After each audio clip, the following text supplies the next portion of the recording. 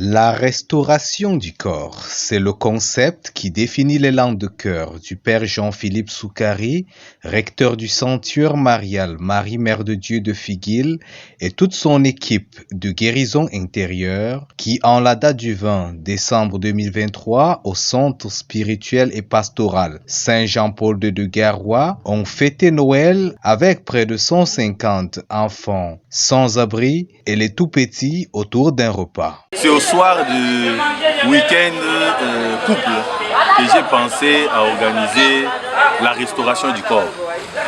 Cette idée m'est venue, pourquoi? Parce que le plus souvent, nous fêtons Noël seul, ou bien nous voulons faire des choses de façon spectaculaire. Et j'ai pris l'option de demander à chaque paroisse de Garoua de donner 20 enfants qui pourraient être ensemble et afin qu'ils puissent partager ce repas de fête. Je suis très content de nourrir 150 enfants. Je pourrais dire, c'est une première même pour moi-même, nourrir 150 personnes. Quand j'ai conçu l'idée, j'ai trouvé cela un peu difficile. Mais connaissant mes propres forces de conviction, je savais que ça sera vraiment très réalisable. Et voilà, les enfants ont mangé, ils ont joué, chacun d'eux a un cadeau et la nourriture est restée. Je suis vraiment satisfait, surtout de lire la joie dans le visage de ces enfants, de lire cette paix. Et c'est pourquoi j'ai dit, pour moi c'était Noël aujourd'hui. J'ai dit bonne année et joyeux Noël à ma petite sœur, Mira Soukari, et à son mari, Raphaël. Et voilà, j'ai dit joyeux Noël à toute l'équipe de l'Histoire Sacrée, joyeux Noël aux membres de la simplicité de l'Évangile, joyeux Noël à Codicom, joyeux Noël à tous les membres de la guérison intérieure, joyeux Noël à tous mes enfants ici présents. Que le Seigneur nous aide à nous convertir, à changer les cœurs et à regarder vraiment les plus pauvres. Comme disait notre fondateur, Eugène de Mazenod, pratiquez parmi vous la charité et au dehors les ailes pour le salut des âmes. Une journée pleine de joie, de partage, de danse et surtout des jeux a permis à ces petits de ressentir la joie de Noël.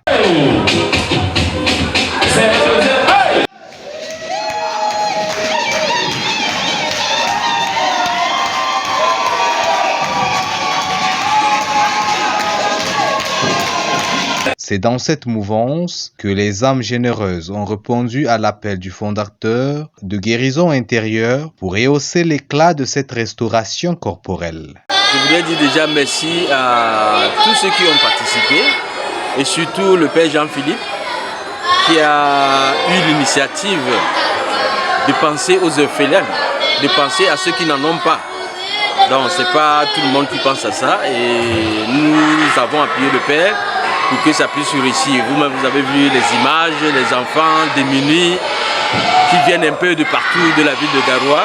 Alors, mes encouragements vont vraiment à toute l'équipe de la guérison intérieure.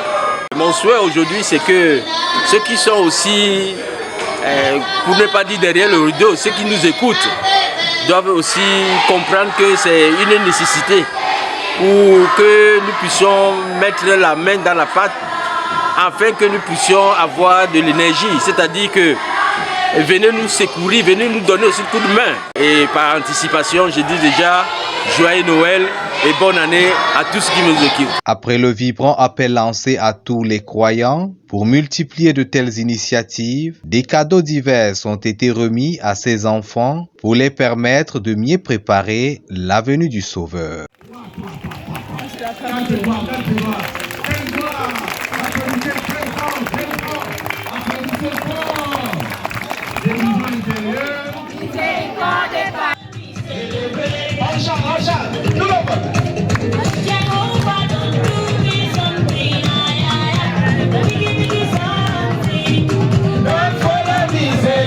Les pauvres ont plus besoin de notre amitié que de notre avoir.